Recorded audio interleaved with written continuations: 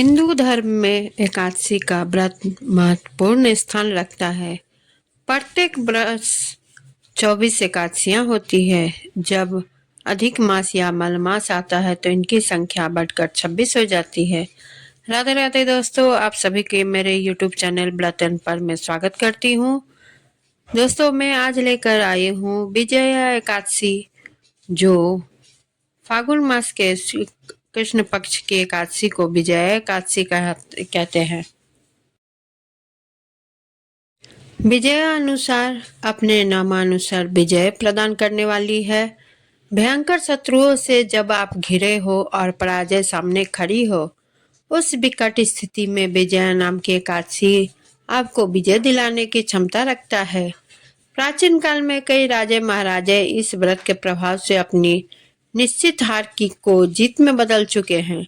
इस महाव्रत विषय में पद्म पुराण और स्कंद पुराण में अति सुंदर वर्णन मिलता है।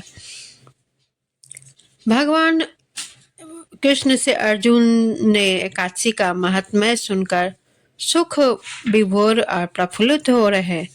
जया एकादशी का महात्म्य को जानने के बाद अर्जुन कहते हैं, हे माधव, फागुन मास में कृष्ण पक्ष की एकादशी का क्या महात्म्य है, आपसे मैं जानना चाहता हूँ।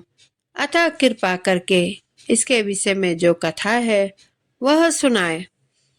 अर्जुन द्वारा अनुनय विनय पूर्वक प्रश्न किए जाने पर श्री कृष्ण चंद्र जी कहते हैं कि प्रिय अर्जुन, फागुन मास के कृष्ण पक्ष की एकादशी विजया एकादशी के नाम से जानी जाती है।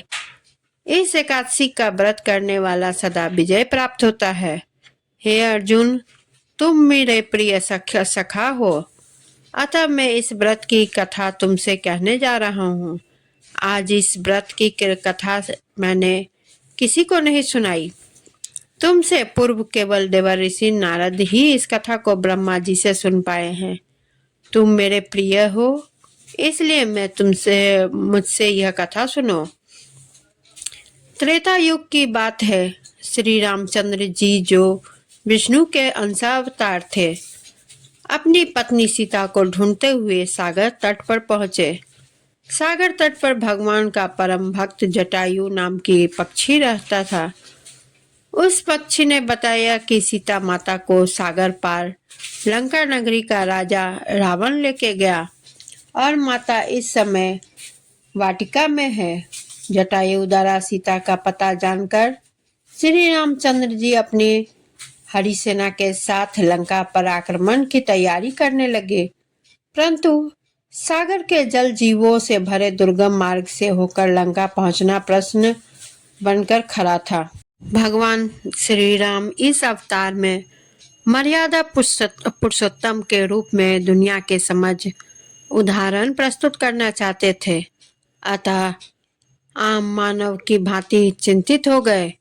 जब उन्हें सागर पार जाने का कोई मार्ग नहीं मिल रहा था, तब उन्होंने लक्ष्मण से पूछा कि हे लक्ष्मण, इस सागर को पार करने का कोई उपाय मुझे सूझ नहीं रहा। अगर तुम्हारे पास कोई उपाय है तो बताओ। श्री रामचंद्र जी की बातें सुनकर लक्ष्मण बोले, हे प्रभु, आपसे तो कोई बात छिपी नहीं है। आप स्वयं सर्व सामर्थ्यवान है।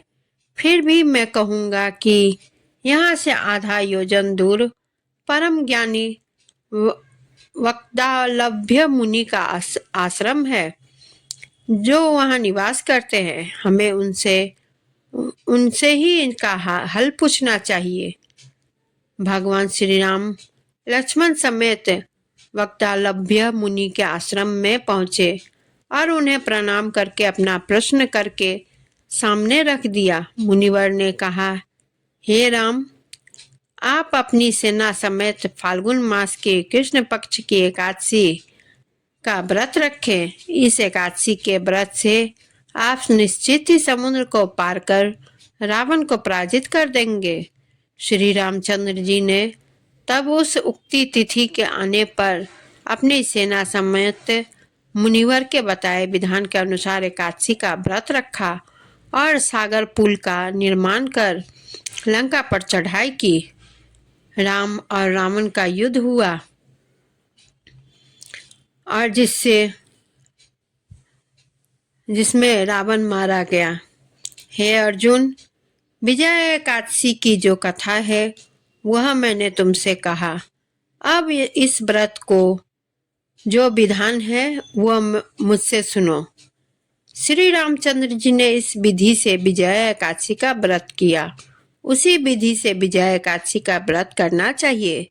दशमी के दिन एक वेदी बनाकर उस पर सप्त धान रखे, फिर अपने सामर्थ्य के अनुसार स्वर्ण, रजत, तांबा अथवा मिट्टी का कलश बनाकर उस पर स्थापित करें। एकादशी के दिन उस कलश में पंच पल्लव रखकर श्री विष्णु की मूर्ति स्थापित करें और विधि सहित धूप, दीप, चंदन, फूल एवं तुलसी से प्रभु का पूजन करें। व्रती पूरे दिन भगवान की कथा का पाठ एवं श्रवण करे और रात्रि में कलश के सामने बैठकर जागरण करे। द्वादशी के दिन कलश को योग्य ब्राह्मण अथवा पंडित को दान कर दे। दोस्तों, यह है विजय एकादशी की कथा। आप सभी को कैसी लगी कमेंट जरूर करें और चैनल को सब्सक्राइब करें, लाइक शेयर करना ना भूलें। इसी के साथ मैं विदा लेती हूँ।